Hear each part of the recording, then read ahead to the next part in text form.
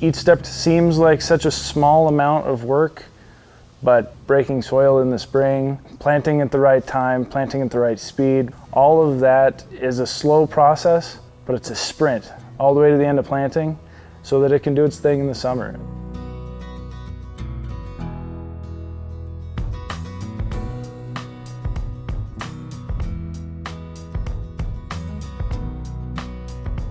Central Oregon is in the high desert, so there's a very low humidity out here.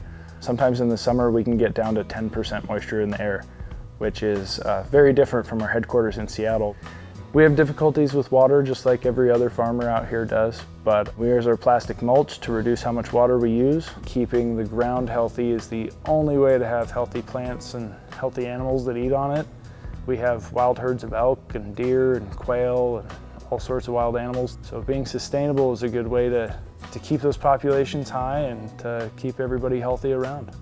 We're just at the beginning of our big push. It's a lot of prep time beforehand and a lot of time keeping those planters running.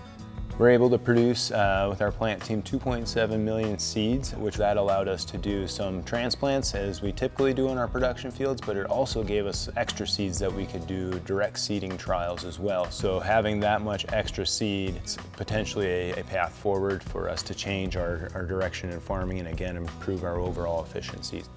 You have roughly 5 weeks to get everything ready. If you go 6 or 7, a lot of the times our yield will not be the best. We do our best to have the plants ready to go and the fields ready to go at the same time.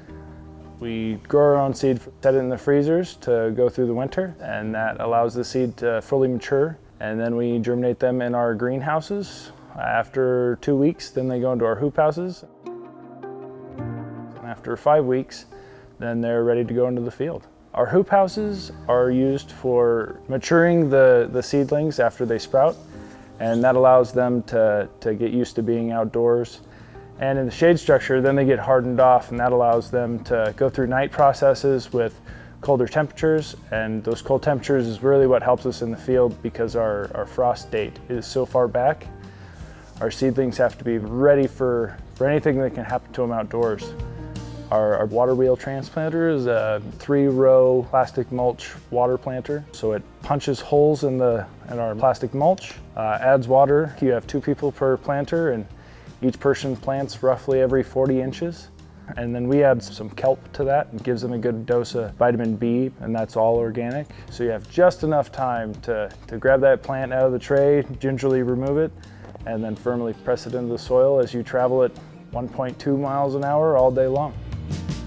It's always fun to just see the different traits that come through on these plants in the different fields and their overall vigor. What we're looking to do is become a more efficient company as a whole, and how can we improve the overall performance of those varieties that we're planting in our fields and what works best in Central Oregon. There's a lot of people that have spent a lot of time working at this farm.